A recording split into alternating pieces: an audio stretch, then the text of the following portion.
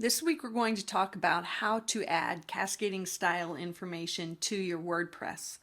Last week you made your HTML assignment and you saw how that can style your pages and change the way things look. So let's say you have a template on your WordPress, but you don't really like the colors, or you want to change the font or whatever, things like that you have going on. You can add cascading style sheet information to WordPress. So the first thing that you're going to have to do is be able to identify your object that you want to change. So remember how when we were doing the cascading style sheet information, you could identify things by tag, by ID, and by class. But it's really hard to tell here since WordPress hides all of the item information, or at least seems to hide all of the item information. How do you know what something is in order to style it? So for this assignment, you're going to need either Chrome or Firefox. You can't use Safari for this. Probably there's similar tools now embedded in the newest Internet Explorer, but I'm more familiar with, and I prefer Chrome and Firefox. So if you want help from me, that's where you're going to have to go. But Safari really stinks for this assignment. Don't even bother with Safari. So I'm going to go in here, and right now I'm using Chrome. So let's say I want to change the color of this font. I'm going to do my right click equivalent. I use a Mac. That could be a 2-finger click, but I do have mine set up to do a right click. So I'm going to go down here after doing my right finger equivalent to get the menu.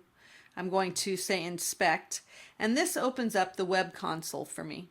Now if I'm in Firefox, which is really what I usually use, I can go right here to the corner, open up Web Developer, open up Web Console, and my Web Console information is down here. And then once I'm in here, actually, I think even the icons are similar. Let me see here. Let's minimize this. Well, the terms are the same.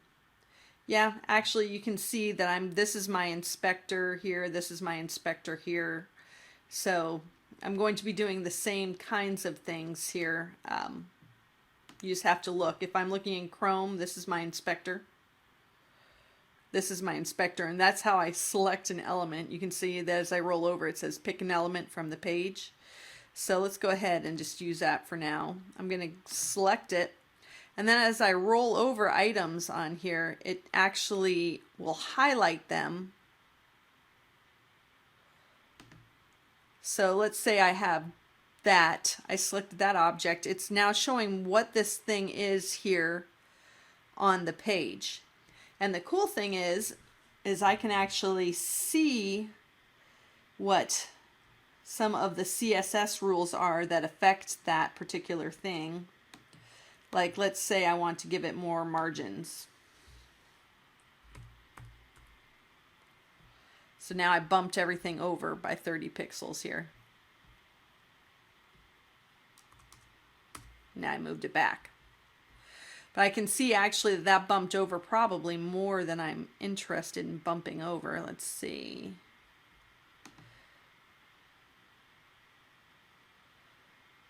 I just want this particular section, so entry content is what I want.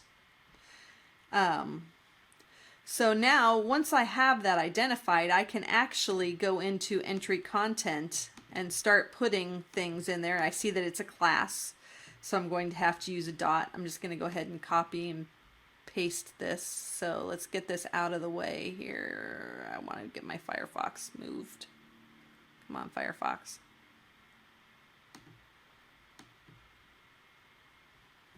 Ugh, it's going to be stubborn. Let's just go to Chrome. Okay. So, again, if I want to do it here with Chrome, I go to the select and it's going to work pretty much the same way. I can go over here. It gives me a little bit more information.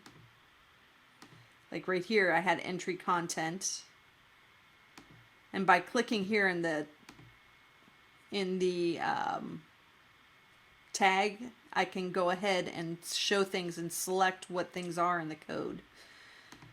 So let's just say I want just that entry content. Down here, this is Chrome again. It's showing me all of my CSS that deals with this. And it gives me options of things that I can do. But let's say I want to give that a background color, and I want to give it, you can see here that I actually had a white background color. FFF is white. The font color is gray. I can change my font color. Just because I'm changing here inside of Chrome does not mean that, oops, sorry, I just want to kind of shift this down so you can see. This is just showing things that are kind of instantaneous. It's not actually changing my code. It's just showing me what would happen if I changed the code inside of my WordPress. But let's say I want to get into that particular entry content. I want to give it a background color, and I want to give it rounded corners, for instance. So I'm going to go into my WordPress, and anything that I want to do, this is a good reference to see what can happen. So I'm looking at, and I put the link in your module to the CSS default. So I can do, looking in here, I can say what I want my colors to be. If I want my background color, image attachment, I think rounded corners, that may be borders. Let's see.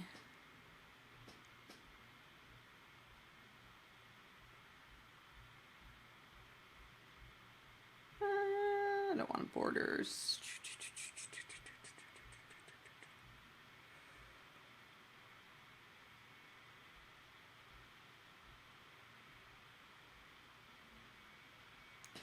If nothing else, you could always create a div using your brackets and have it give you the code to make rounded corners or whatever it is that you want to do. And oh, here, rounded corners right there. So border radius. So I can see what the code is. So this is a really good reference. You can kind of flip through this reference and see the kinds of things that you can do. But anyway, let's go into my website. I want to go into my dashboard. I can close this for now. I don't need that anymore. And I'm going to go into my pages.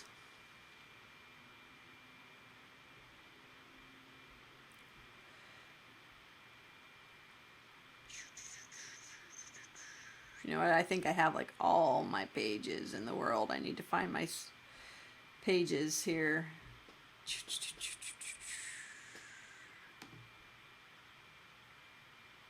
I'm looking at all the pages that you guys have ever made, all in there. So you may recognize some of the names of your pages. So I'm going to have to look for Susan. Excuse me while I do this, but I'll let you watch. So I'm going to go into my pages.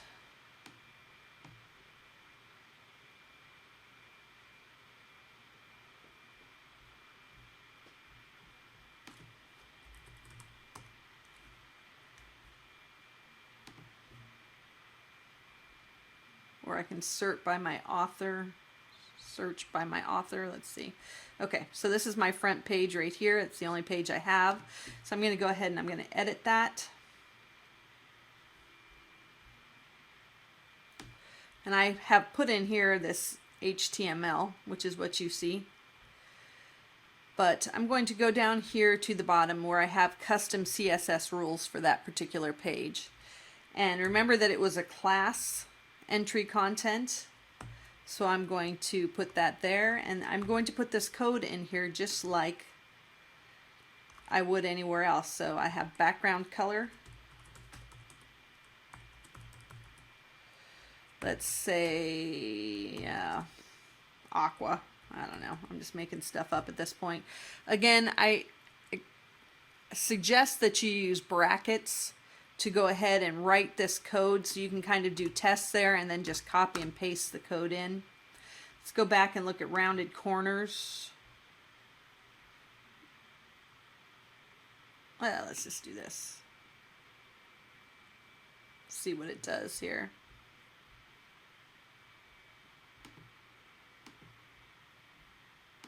That's number 2. It's giving me a border, a green border. We don't necessarily need that, but I can tinker and play with it later. So let's go here.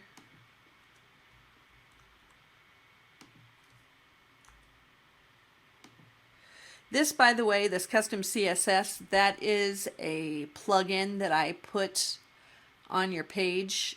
If you go into and try to do this at wordpress.com or something where you get a site, it's not going to work because this is a custom plugin. So let's make it pretty. Tab that over.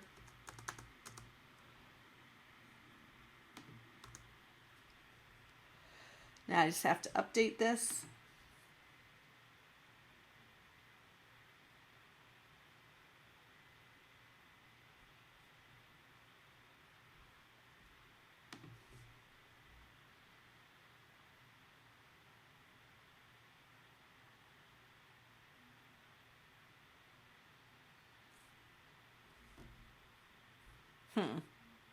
Okay, what I have in there is I have some sizing information that's not working for me very well. Also, I don't really like that green background, so let's go in and edit that a little bit. I didn't really pay attention to what I pasted in there. I don't want the width and the height. I don't want that. See, but you see how that overrode what was in my body or what was already in the page? So let's get rid of that. And let's get rid of, it's the border radius that's giving me the rounded corners. And I don't really like the green border. So update. The padding, by the way, could be throwing off my sizes because I'm shrinking more. So I may want to actually get rid of that padding too, because it's probably fighting with and over adding padding that is on my page already, which is going to cause my my box there to overflow, my div to overflow. I don't want that to happen.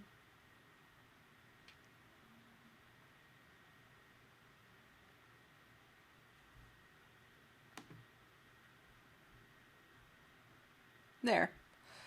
So aqua may not be the color I want, but again, if you're using brackets or Dreamweaver or something where you can get the code that you like, you just, make something just kind of a test and then go in and paste the code there in the bottom. So for this project, I want you to change at least 3 or 4 items. I think that once you get in there, you can really start having fun, and don't worry about making your page pretty at this point. Just go in and experiment with a lot of different things from the W3 Schools reference. The link for the W3 Schools reference is in your page. And then when you turn this in for a peer review, please put in detail what it is that you did, so that people know what is part of the template that you're using and what is not part of the template that you're using. One more quick thing I do want to point out, because someday you are going to be managing your own WordPress pages, driving your own WordPress bus, so to speak. So I want you to start thinking about the plugins that we're using in here. So the plugin that I am using that is allowing us to do this custom CSS is, if I go to my site, plugins, I'm at the network administrative level, which is there because this is a multi-site install. If you are managing your own sites, you probably won't set it up that way, and you'll just have this flat out on your settings or in your plugins, a link on the side. But it is a web CSS. Let's see if we can find it here. These are all the plugins that I have. Yeah, add custom CSS. This is what's being used right now.